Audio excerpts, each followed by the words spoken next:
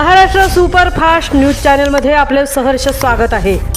का सत्याची धार लेखणीची महाराष्ट्रातील ताज्या आणि वेगवान बातम्या पाहण्यासाठी आपल्या हक्काचे चॅनल शेअर करा, लाईक करा आणि सबस्क्राईब करा। धन्यवाद। जगद्गुरू श्रीमद रामानंदाचार्य दक्षिणापीठ नाणीसधाम वतीने पोलादपूर शाखा येथे रक्तदान शिबिर संपन्न। जगद्गुरू श्रीमद रामानंदाचार्य नरेंद्राचार्यजी दक्षिणापीठ नाणीसधाम महाराष्ट्र यांच्या प्रेरणेने आयोजित केलेल्या जीवनदान महाकुंभ 2026च्या दरवर्षीप्रमाणे यंदाही 15 दिवस चालणाऱ्या या महाकुंभाद्वारे रुग्णांना विनामूल्य रक्त उपलब्ध करून देण्याचा महान उपक्रम संस्थानातर्फे राबवला आहे। पोलादपूर शाखेच्या वतीने दिनांक 5 जानेवारी रोजी साई मंदिर या ठिकाणी तांबड भुवन पोलादपूर येथे करण्यात आले होते।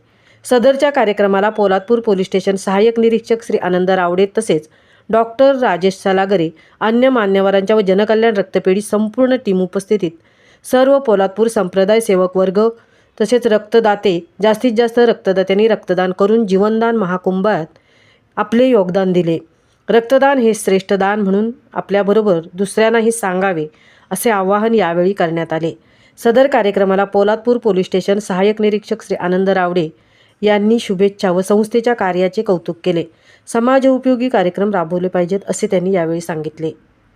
महाराष्ट्र सुपरफास्टसाठी सिद्धेश पवार सह तृप्ती भोईर, पोलादपूर। सहाय्यक पोलीस निरीक्षक आनंद रावडे, पोलादपूर पोलीस ठाणे या ठिकाणी कार्यरत आहे। आज साई मंदिर तांबड भुवन या ठिकाणी श्री नरेंद्राचार्य महाराज यांच्या संस्थानाच्या वतीने रक्तदान शिबिराचं आयोजन करण्यात आलेलं आहे। मागील 15 वर्षांपासून हा स्तुत्य उपक्रम नरेंद्राचार्य महाराज नाणीस यांच्या संस्थानाच्या वतीने होते।